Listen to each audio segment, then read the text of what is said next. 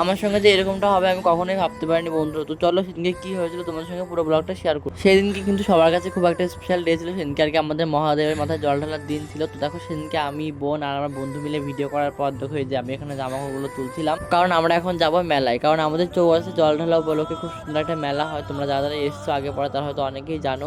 আর সেখানে আর কি আমরা এসেছিলাম, আর কেমন মেলা বসেছিল তোমরা একটু দেখে নাও।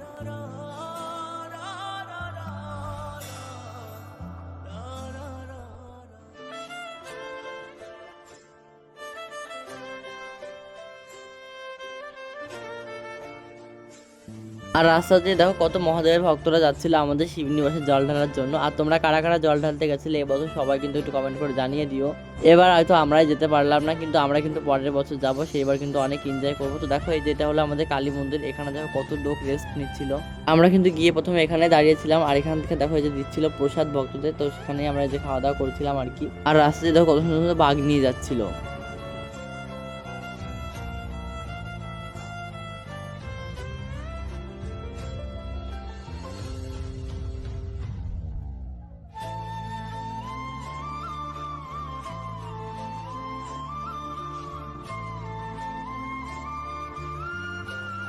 তারপরে দেখো আমরা চলে এসেছিলাম কালী মন্দির থেকে আমাদের চৌগাছা। আর দেখো চৌগাছায় ভিড়টা কেমন হয়েছে আর কত লোকের জড়ো।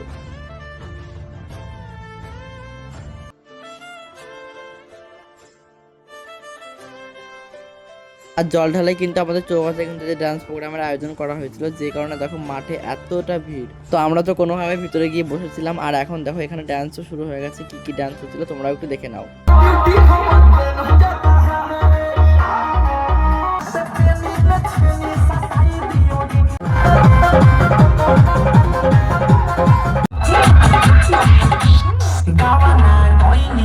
দেখো আমি আর বন্ধু কিন্তু খুবই মজা করছিলাম, চারিপাশে নাচ গান দেখছিলাম আর কি। আর তারপরে দেখো আমরা যে গেছিলাম ওখানে একটা এগরোল কেনার জন্য, আর এখান থেকে দেখো এগরোল নিলাম। আর তারপর দেখো আমি বন্ধুকে বলছিলাম চল এখান থেকে একটা আংটি কিনি। আর দেখো আমি আর বন্ধুকে যে সেম আংটি নিয়েছিলাম, আর আরেকটা বন্ধু ছিল তাকে কিন্তু একটা সেম আংটি কিনে দিয়েছিলাম। তো আমরা কিন্তু আবার দেখো চলে এসেছি যে মেলার মধ্যে। আসলে বসে থাকতে ভালো লাগছিল না আর কি, মনে হচ্ছে একটু ঘুরে টুরে বেড়াই।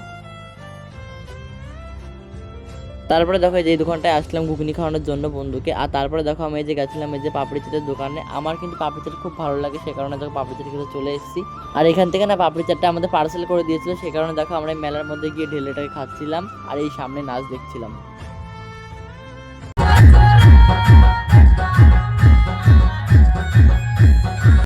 আর এখানে দেখো একটা কত সুন্দর একটা বাঘ নিয়ে যাচ্ছিল। আর আমরা কিন্তু এখানে রাত 11টা-12টা পর্যন্ত ছিলাম। তোমরা কারা কারা এখানে ছিল অবশ্যই কিন্তু একটু কমেন্ট করে জানিয়ে দিও। আর এখন দেখো আমরা চলে যাচ্ছি বাড়ি, তাও দেখো এখানে কত লোক।